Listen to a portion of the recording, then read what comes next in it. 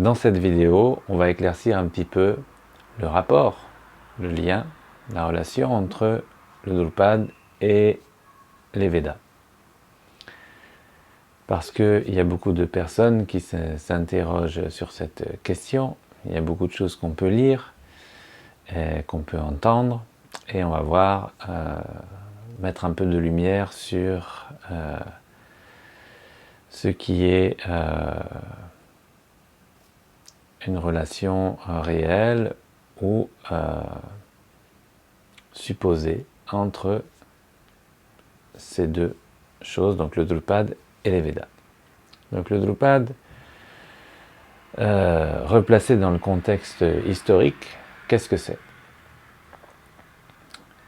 À sa naissance, le Drupad c'est un modèle de composition poétique qui naît à peu près entre le 15e et le 16e siècle, qui fait une rupture avec des modèles de composition plus anciens, notamment le Prabandha, et qui vient apporter un élan de fraîcheur, de nouveauté.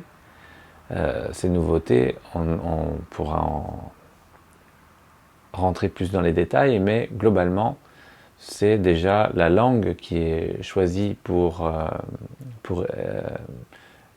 écrire ces poèmes, donc qui sont des langues vernaculaires, c'est-à-dire des langues qui sont parlées par tout le monde, contrairement aux Prabandha qui sont écrits principalement en sanskrit et qui ne sont donc compris que par un très petit nombre de personnes. La deuxième chose qu'il faut définir, donc, c'est qu'est-ce que sont les Védas. Donc c'est une vaste question, mais pareil, on va le prendre de la même manière, historiquement parlant. Donc les Védas, c'est un corpus, on ne peut pas dire que c'est un corpus littéraire parce que à la base, il n'est pas écrit.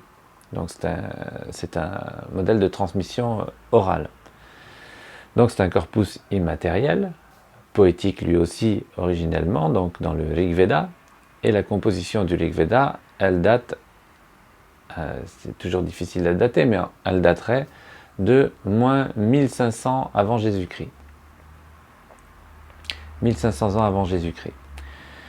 Donc ici déjà d'un point de vue évident, on voit que s'il y a une relation entre le Drupad et les Védas, et notamment le Rig Veda, eh bien on doit couvrir un très large spectre historique, et que entre moins 1500 avant Jésus-Christ et le XVIe siècle, il s'est passé de nombreuses choses. Donc le rapport ne peut qu'être complexe à exprimer s'il y en a un.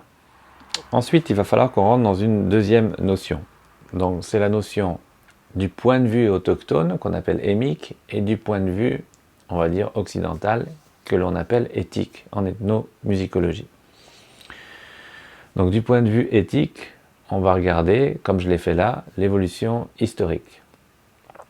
Mais du point de vue émique, ils ont un autre point de vue, dans lequel les relations qui peuvent exister entre deux traditions, entre différentes traditions, ou même au sein de la même tradition, est anhistorique. C'est-à-dire qu'elle ne répond pas aux critères de la manière dont nous percevons ce qu'est l'histoire et comment est-ce qu'elle fonctionne de manière chronologique, etc.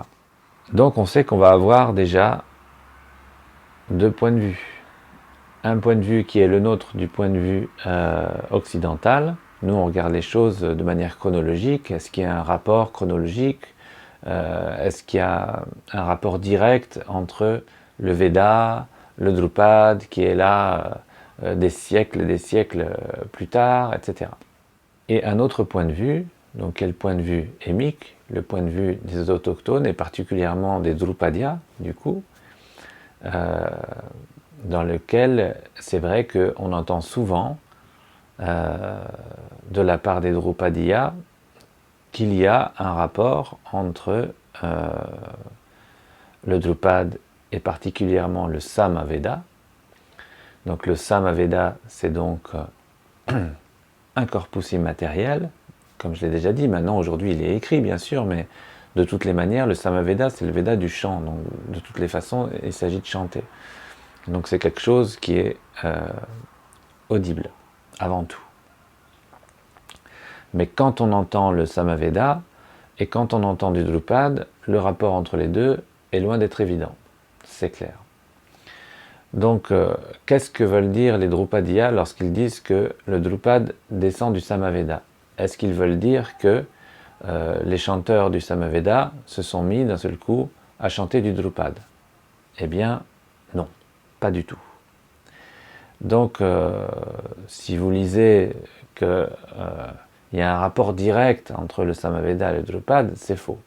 Donc, ce ne sont pas des chanteurs du Veda qui se sont mis à chanter du Drupad. Ça ne fonctionne pas de cette façon-là. Et c'est pas ce que les Drupadiyas signifient quand ils disent que le Drupad descend du Samaveda. Ça ne fonctionne pas comme ça, c'est un autre point de vue. Donc évidemment, quand on entend ces phrases-là, le Drupad vient du Samaveda, pour nous, de notre point de vue donc éthique, de notre point de vue occidental, on comprend les choses de manière chronologique. C'est-à-dire qu'on comprend que il y avait le Samaveda d'un côté, et puis, pof, on a fait évoluer le Samaveda et c'est devenu le Drupad. Voilà, et qu'il y a un rapport direct entre les deux qui serait historiquement explicable. Or, c'est pas du tout comme ça que ça se passe, ni d'un point de vue historique, ni du point de vue de la tradition. C'est pas comme ça qu'on envisage les choses. Donc les chanteurs de Drupad ne sont pas des chanteurs de Veda et vice-versa. Voilà, il n'y a pas de rapport direct. Donc qu'est-ce que j'ai lu parfois oui, les chanteurs de Drupad chantaient à l'époque du Samaveda, dos à la divinité, etc. Tout ça, vous pouvez oublier, ça n'a rien à voir. Juste pour terminer pour aujourd'hui, juste on va essayer de mettre un peu de lumière. Donc, c'est pas qu'il n'y a aucun rapport non plus. Donc comment cette relation entre, par exemple, le Drupad et les Védas, mais ça marche pour plein d'autres choses, comment cette relation est perçue par ceux qui disent cette phrase, hein, qui disent par exemple le Drupad est issu du Samaveda. Eh bien, ils pensent en termes d'évolution conceptuelle. Ils pensent en termes d'idéal. Donc, effectivement, il y a des idéaux qui sont portés par des concepts, ces concepts qui portent des noms techniques, et ce que désignent ces noms techniques peut changer au fil de l'évolution historique et de l'évolution de la tradition, mais du point de vue traditionnel, on cherche toujours la continuité. On cherche la continuité. Donc on va tirer toujours la continuité vers nous.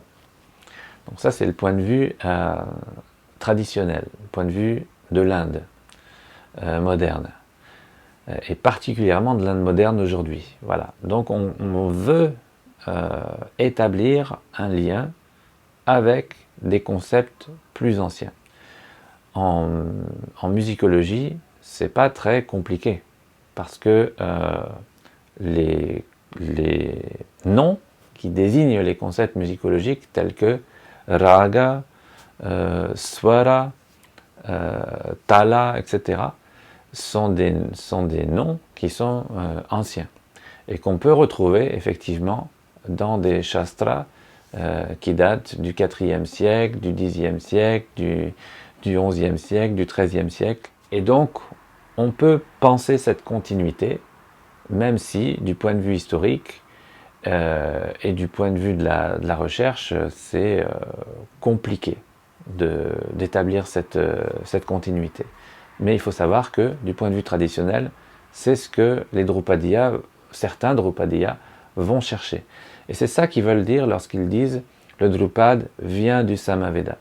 C'est pas qu'il est issu directement du Samaveda, comme je l'ai dit tout à l'heure, mais c'est qu'il y a une certaine continuité sur certains points de vue, sur certains idéaux ou sur certains concepts en particulier. Voilà, j'espère que ça a apporté déjà une première lumière, et si ça vous plaît et que vous avez envie qu'on aille plus loin, eh bien dites-le moi dans les commentaires et puis je ferai d'autres vidéos. Merci.